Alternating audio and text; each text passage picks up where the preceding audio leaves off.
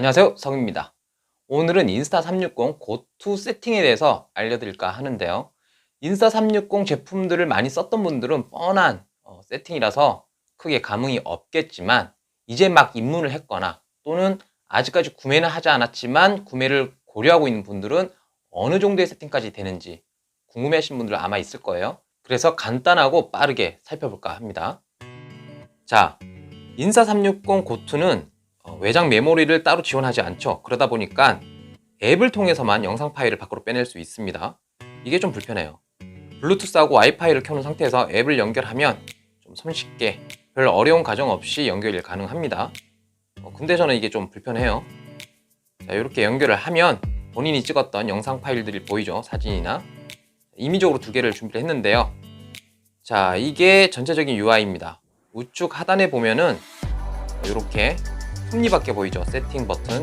이걸 누르게 되면 전체적으로 세팅할 수 있는 아이콘들이 나타납니다. 첫 번째 거를 켜면 표준 비디오부터 시작해서 프로, 여러 가지 모드들을 다 지원하는 게 보이죠? 여기서 모드를 바꿀 때마다 자세히 보시면은 화각이 좀 변하는 걸 알 수가 있습니다. 대부분은 수평 안정을 위해서라도 프로 모드를 좀 쓰는 게 좋지 않을까 생각이 듭니다.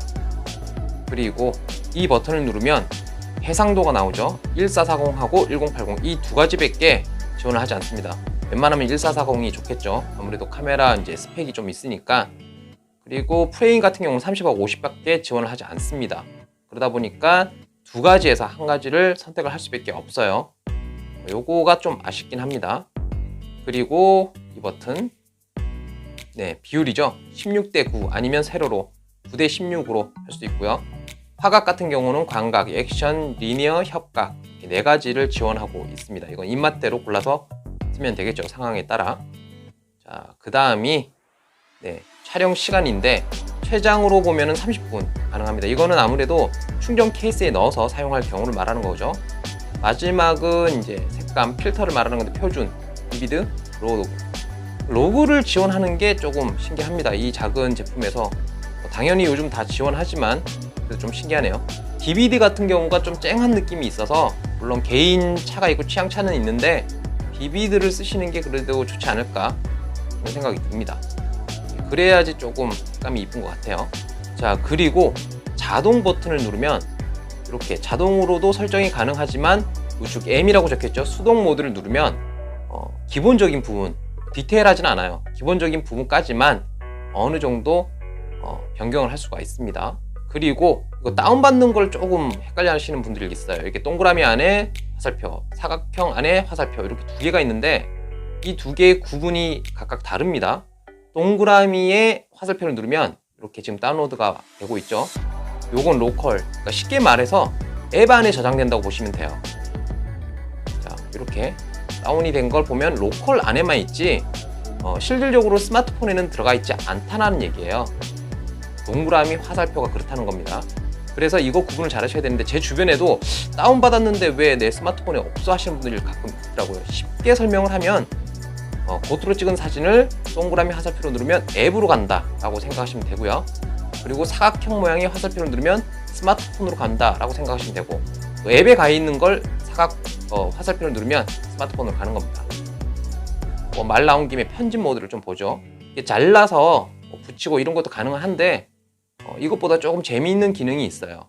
어떤 거냐면 이렇게 지금 플레이가 되고 있죠. 임의적으로 화면 중앙을 길게 누르면 점이 하나 생겨요. 노란색 점이 하나 생깁니다. 보이시죠? 이 상태에서 내가 원하는 구간까지 이렇게 옮겨서 그 다음에 화면을 누르면 다이얼 같은 게 생겨요. 밑에 보이시죠?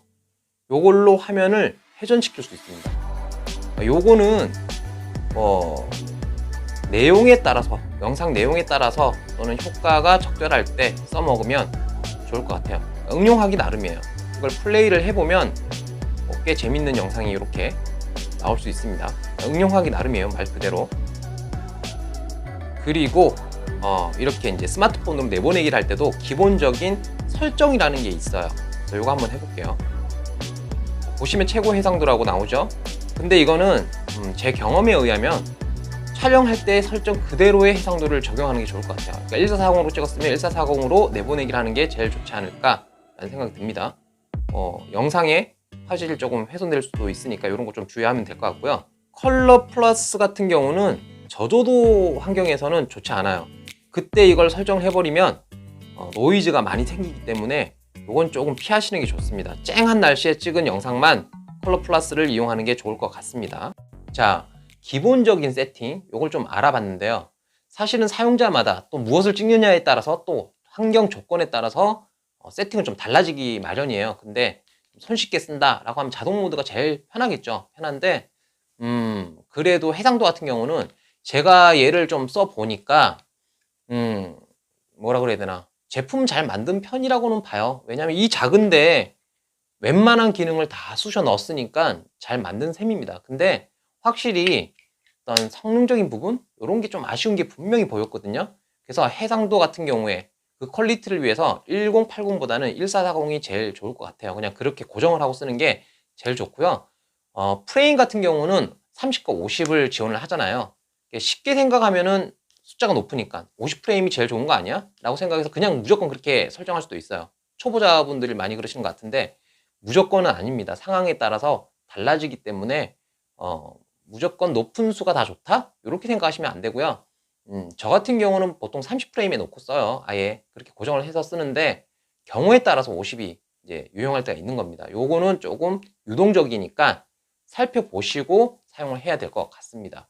그리고 제 주변에도 아까 한번 말씀드렸지만 내보내기를 했는데 내 스마트폰에 없어, 이거 어떻게 된 거지? 라고 계속 이렇게 물어보는 친구가 있더라고요. 제가 좀 자랑을 했더니 이거 샀다고, 나오자마자 제가 사서 자랑을 했더니 자기도 샀더라고요. 사서 해봤는데 이게 스마트폰으로 2개를 갖다 파일을 보냈는데 안 들어와 있다. 초반에 제가 말씀을 드렸듯이 동그라미의 화살표는 앱에다가, 로컬 앱에다가 이제 저장을 한다고 보시면 됩니다. 그리고 사각형의 화살표는 스마트폰으로 가는 거고요.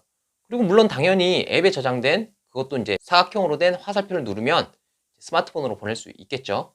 요거 참고하셔서 헷갈림 없이 사용하시면 될 것 같습니다.